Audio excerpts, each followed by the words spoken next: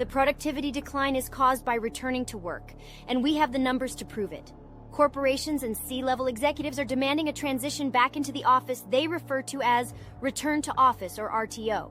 Amazon has announced an RTO minimum of 3 days a week, and Disney's Iger demanded 4 RTO days a week starting March 1st. Office occupancy increased to over 50.4% in late January, fell to 45.6% by early February, and then marginally increased to 48.6%.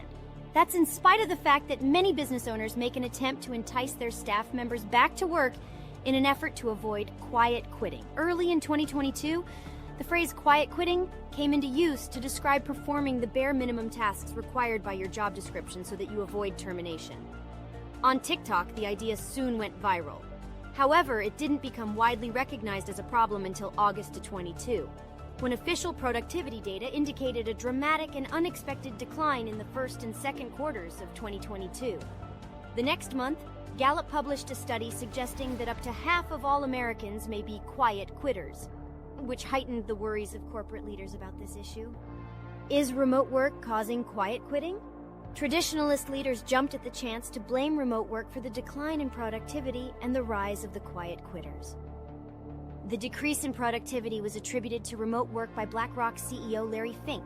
To solve this issue, he suggested requiring employees to report back to the office immediately.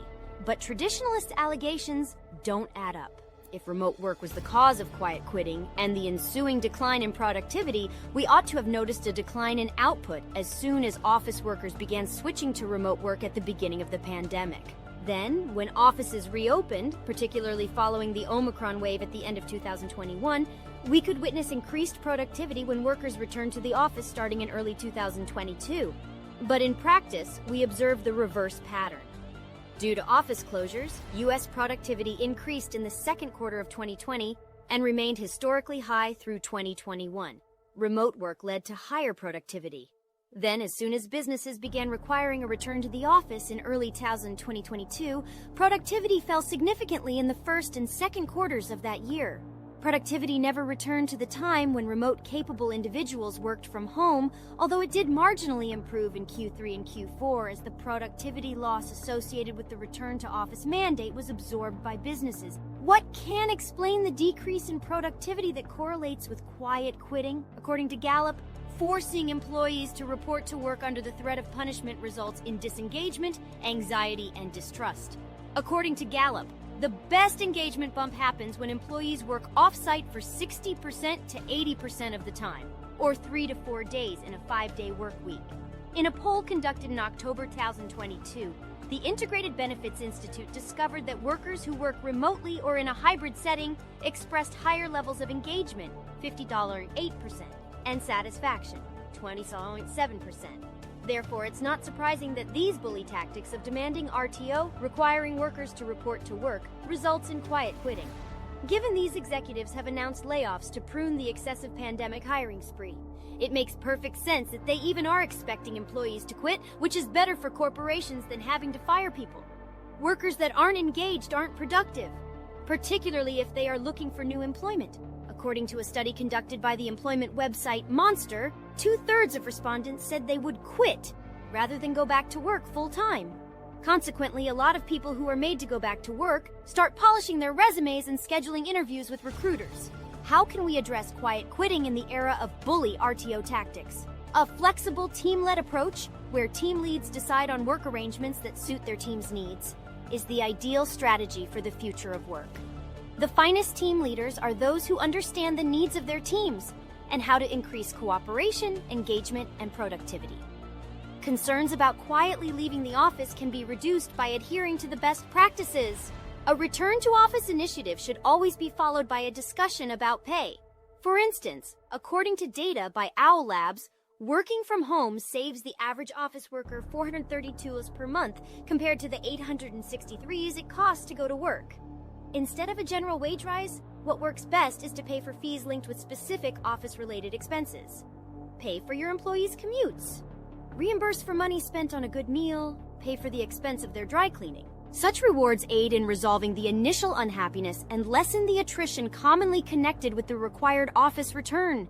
This does, of course, take the naive perspective that these executives actually want to keep their bloated employee payrolls, which they obviously don't.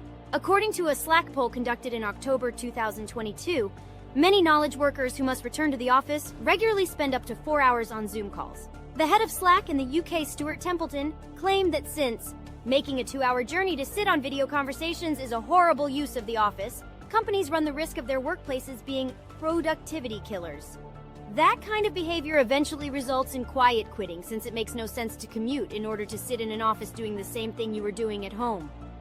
We are aware that people work far more effectively on solitary, focused chores at home.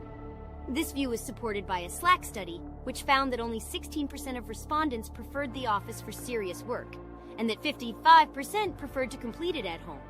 Instead, the workplace ought to be a space for interaction, teamwork, and thorough training, particularly for more recent hires.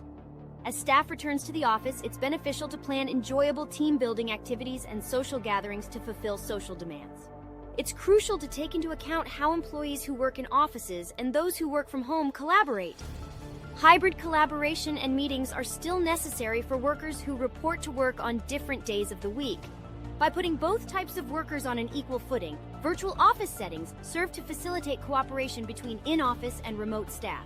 Similarly, it is crucial to advance audio-visual collaboration to support efficient hybrid meetings.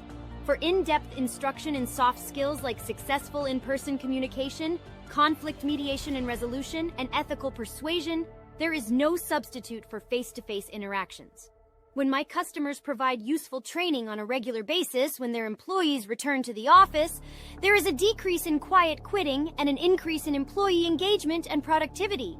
As employees return to the workplace, it's important to assist them in addressing burnout, for instance, by offering mental health benefits. A late 2022 Gallup survey found that 71% of participants said hybrid employment improved work-life balance compared to in-office work, and 58% experienced decreased burnout. While forcing employees back to the office will inevitably result in some quiet quitting and productivity loss, emphasizing employee socialization, collaboration, and great professional development and mentoring will help employees see the value of the office and reduce quiet quitting while boosting performance. What do you think? Thanks for watching. If you've enjoyed this video, what are you waiting for? Wait till your boss leaves. Go into the conference room and smash those like and subscribe buttons while you're quietly quitting during your mandated RTO in order to partake in the goodness the community of international business experience has to offer on our channel. Not only does it help the channel out, but it gives you the stream of corporate lifestyle, business, and tech news you need to take your career to the next level. Let us know in the comments if you've been mandated to RTO at your job. I'd love to hear if you have, and I'm sure the community would too. Until next time, remember to have the business experience you deserve. You need to maximize your wealth and minimize your financial stress.